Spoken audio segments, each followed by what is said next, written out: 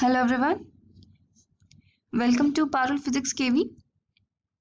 आज हम इस वीडियो में एरर्स के बारे में डिस्कस करेंगे, क्योंकि हमें लैब में एक्सपेरिमेंट्स करने होते हैं। एक्सपेरिमेंट्स में we have to take measurements और उन मेजरमेंट्स में एरर हो सकती है, तो हमें पता होना चाहिए किस किस तरीके से एरर हो सकती है, कितनी तरह की एरर्स होती हैं, so that we can minimize those errors and produce the result more accurately. तो इसमें हम एक्यूरेसी के बारे में भी डिस्कस करेंगे। Let's start with the topic now. Error is the difference between measured and actual value of a physical quantity. अगर हम जानते हैं कि एक पर्टिकुलर फिजिकल क्वांटिटी की एक्चुअल वैल्यू क्या है and we try to measure it, of course there will be some difference. हम कभी भी एक्चुअल वैल्यू मेजर करें वो उसकी पॉसिबिलिटी बहुत कम है, तो उस डिफरेंस को मैं बोलती हूँ एरर। तो एक्यूरेसी क्या होती है? The accuracy in measurement of a physical quantity tells us how close the measured value is to the actual value. Accuracy बताती है कि हमारी जो measured value है वो actual value के कितने करीब है। अगर उनमें काफी डिफरेंस है, इसका मतलब our measurement is on less accuracy है, वो इतनी accurate नहीं है। अगर वो हमारी measured value एक्चुअल वैल्यू के बहुत करीब है, तो इसका मतलब होता है कि एक्यूरेसी हमारी मेजरमेंट की अच्छी है। एग्जाम्पल लेते हैं, हमने एक मेजरमेंट करी जिसकी वैल्यू आई 10.21 सेंटीमीटर और उसकी एक्चुअल वैल्यू थी 10.20 सेंटीमीटर। इसका मतलब हमारी मेजरमेंट की एक्यूरेसी काफी अच्छी है, since the difference is very small. इन दोनों के बीच में डिफरेंस है वो बहुत स्मॉल है, इसका मतलब एरर भी बहुत कम है। The less is the error, the more is the accuracy.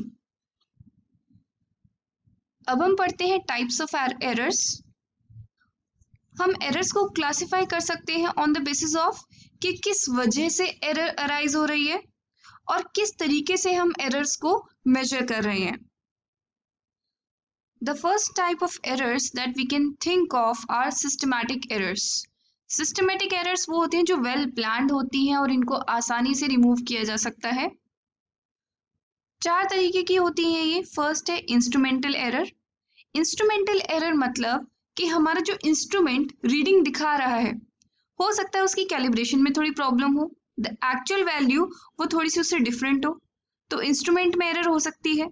Second, imperfection in experiment. हमारा एक्सपेरिमेंट हम गलत तरीके से परफॉर्म कर रहे हो, बिना पढ़े हमने ठीक से उसको परफॉर्म नहीं किया है, उसमें प्रिकॉशंस जो हमें लेनी चाहिए थी हमने नहीं ली है। Then third is personal errors और ग्रॉस एरर। ये हमारी ऑब्जर्वेशन में भी प्रॉब्लम हो सकती है। जरूरी नहीं है कि हम हमेशा परफेक्ट रीडिंग ऑब्जर्व करें। जो ऑब्जर्वर की गलती की वजह से एरर्स होती हैं उन्हें हम बोलते हैं personal errors. And the fourth one is least count error.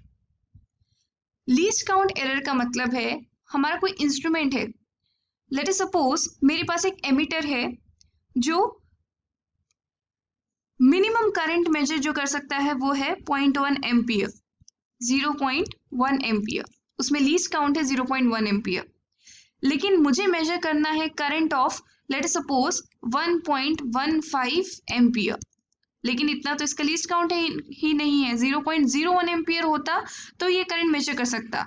तो वो एरर्स जो हमारे मेजरिंग टूल के लीस्ट काउंट की वजह से अराइज होती हैं उन्हें हम बोलते हैं लीस्ट काउंट एरर्स। इस केस में 1.15 एम्पियर के केस में हमारा जो वाला इंस्ट्रूमेंट है वो खाली 1.1 एम्पियर शो करेगा या फिर 1.2 एम्पियर शो करेगा। It will not show a reading between these two.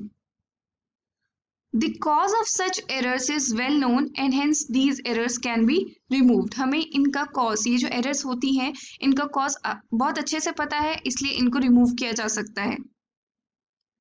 The second type of errors are random errors. Random errors क्या होती है?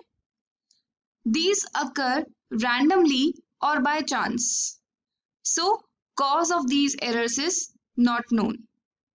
Let us suppose मैं कुछ measurement करती हूँ, मुझे एक सिलेंडर की हाइट निकालनी है। मैंने उसमें एक बार मेजरमेंट करी, लेट सपोज उसकी हाइट आई 5.3 centimetre. Next time it came out to be 5.4 centimetre और उससे next time it came out to be 5.2 centimetre.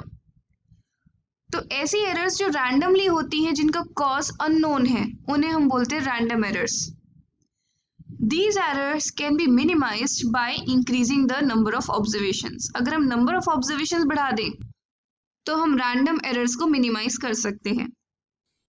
For example, let x be the error in measurement of a physical quantity. If we increase the number of observations n times, error becomes x by n. अगर x एक small error है, अगर हमने एक physical quantity को measure किया, उसमें error आई है x, अगर हम अपनी ऑब्जर्वेशन को n टाइम्स बढ़ा दें तो हमारी एरर रिड्यूस हो जाती है by a value x by n. The new value of the error will be x by n. The more is the value of n. मान लो हम एक की जगह अब 1000 ऑब्जर्वेशंस ले रहे हैं, तो अब हमारी एरर क्या हो जाएगी? 1/1000 टाइम्स। अभी तक जो हमने एरर्स क्लासिफाई की थी, they were based on the origin of the errors, वो किस तरीके से अराइज हो रही हैं। नाउ हम एक क्लासिफिकेशन करेंगे, how we measure the errors. हम एरर्स एब्सोल्यूट एरर की टर्म में भी बता सकते हैं, रिलेटिव एरर की टर्म्स में भी बता सकते हैं और परसेंटेज एरर की टर्म्स में भी बता सकते हैं। Third, absolute errors, the difference between actual value and measure value. जो हमारी एक्चुअल वैल्यू है और मेजर्ड वैल्यू है, उनके बीच में जो डिफरेंस होता है उसे हम बोलते हैं absolute error. For example, let us suppose हमारे पास एक सिलेंडर है। इस सिलेंडर का मुझे डायमीटर मेजर करना है using vernier callipers. Vernier callipers एक ऐसा डिवाइस है जिससे मैं लेंथ मेजर कर सकती हूँ। हमारा जो नॉर्मल स्केल होता है वो मिनिमम कितना मेजर कर सकता है? 1 mm तक, बट वर्नियर कैलिपर्स जो होता है that can measure up to 0.1 mm। तो वर्नियर कैलिपर से मैंने इस सिलेंडर का डायमीटर मेजर किया 5 टाइम्स और मेरे पास ये 5 वैल्यूज आई हैं, D1, D2, D3, D4 and D5। तो सबसे पहले मैं एवरेज डायमीटर निकालूंगी। जितनी वैल्यूज हैं सबको ऐड करके divided by the number of those observations. 5 observations हैं तो हम यहाँ पे डिवाइड बाय 5 करेंगे। We will find out the mean diameter of the cylinder and this will approximately be the actual diameter of the cylinder, almost very close ही होगा। and this is how we calculate absolute errors। हम क्या करेंगे, हमारी measured values में से average value minus कर देंगे, subtract करेंगे, दोनों का difference लेंगे। it can be a positive value, it can be a negative value।